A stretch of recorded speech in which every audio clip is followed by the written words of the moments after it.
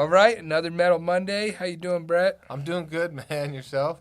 I'm doing very well, man. I really want you to win our $100 bet on copper. I really, truly do. But today is not looking like it's trending in the right direction. Yep. Thoughts on that? My thoughts are the overall base metals market is getting crushed today. The PGMs were up this morning. You know, they're kind of flattening back off, coming down. I don't really know what to think. You know, it looks like that it's trending down. I still feel that we still got some hope for $5 copper this month. At least I'll put it like this. I ordered a new picture for my office at my house, and I'm super excited about it, right? My wife doesn't love it, or she won't love it because I know, but it's a picture of Dennis Rodman. Okay. The back of Dennis Rodman's head, and when he used to paint his hair crazy, right? Like bright green. Yeah, and it's yellow. His hair's yellow, Okay. and it has the smiley face. So it has the two dots and then the smile, and he's kind of has his head down so you can see the smiley face, and he's in his Bulls warm up jersey that you can tell like they're doing the national anthem or something, and it says "relentlessly optimistic."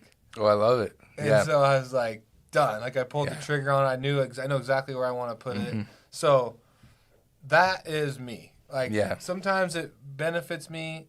Sometimes it probably hurts me. But at the end of the day, relentlessly optimistic is where I choose to live my life. I like it. I mean, I always tell people I'm optimistic to a fault sometimes, where I'm like, oh, I think we'll get that account, or I think it'll do this. And I'm like, well, shit, we didn't, But, I mean, I'd rather be how I am than the other way where I'm like, oh, I don't think we're going to get that. Yeah. I just can't live that way. My brain doesn't work that way. It never has. My dad always tells me that they really screwed up with me because they gave me too much self-esteem. I think that trickled into my optimism. Dude, I love it. There's a parent that says, we gave our kid too much self-esteem. Yeah, my dad always says that. He's like, you always just think you got to get yourself out of a jam. You've been that way your whole life, you know? And so I kind of live in that realm myself. So as far as scrap goes, I'm still optimistic about it. We could get there. It's the 11th. We got a lot so more take this copper month. out of the equation. The rest of it, nickel's coming back down to reality. I mean, below 15 into the 14s. Aluminum is coming back to reality, but still $1.61 LME aluminum is pretty good. But here's the deal. I think this is a good sign. I think if we saw it run, and we've said this before on this show. Yeah. If we saw it running hard for 2 months, 3 months, the crash is gonna happen. Big crash, and it still could. I'm not saying it can't, but this way it seems more sustainable, like very much more sustainable. Or maybe these markets really do hang out for a year plus. Where we are living in these like really good commodity markets. And we're so I think this natural ebb and flow. I mean, we see it every month. We see it every day. This is what the world we choose to work in. Yeah, the ups and the downs and the in-betweens. But no, I feel like, ferris pricing, if you sold early, I think you did all right. I think you got some up money. I think that, there's some people that they feel that the ferris market should be softer this month. We'll see. We'll see what happens. Does that trickle and push into May?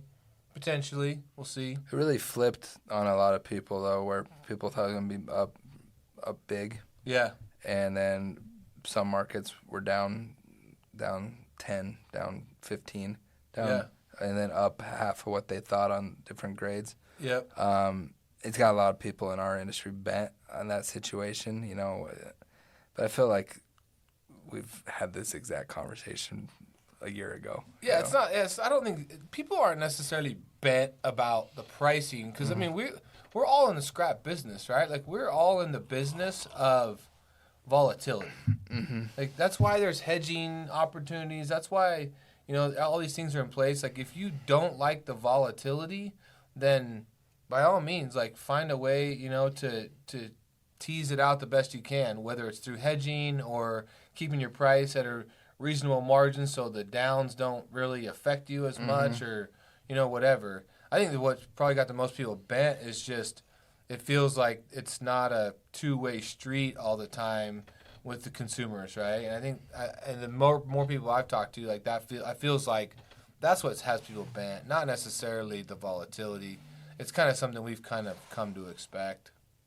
So, well, we'll have to wait and see. We'll see what ferris does. If it really continues to be soft, we'll see if copper bounces back. The PGMs feel like they should be on a big up. I feel like they've got, I think everybody's just trying to figure out what's going on, with our own domestic market, what's going on the, the PGM side as far as more sanctions, with Russia. They finally dropped the sanctions on Russia, right? They did some of them, palladium. On a couple of the, basically the palladium producer, manufacturer, basically as it goes into, and I almost want to call it like a clearinghouse, but the people that actually manufacture the material send it to London Metal Exchange. They basically said they aren't going to accept, palladium, anything from this certain date, which was Friday, any new material coming in, anything that was existing, they were going to at least allow it to be traded and moved, but anything after that date, they were going to stop accepting it. So that's kind of got people at least kind of considering and thinking about what does that do to the price of palladium, platinum, and rhodium. So it's kind of brought that a little bit more attention to those metals, which we've been discussing and having those conversations internally for a while now. That's really why you got the big pop at the beginning of March, was when the whole war kicked off. Everybody was worried, here comes sanctions, here comes this. And I think that was one of the big drivers of nickel at the time, and everybody was shorting it, and then that kind of just, that's a kind of a different story, but that's why palladium popped, platinum, rhodium, all of them, they all just ran hard. So now that the sanctions are actually people were place, just speculating back then. Yeah, right? What does that really look like? Yeah. I don't know. I guess time will tell, but it's definitely something we pay a lot of attention to. Well, yeah, we'll keep following it, and we'll update everybody every Monday. Absolutely. Thank you, everybody. Have a great day.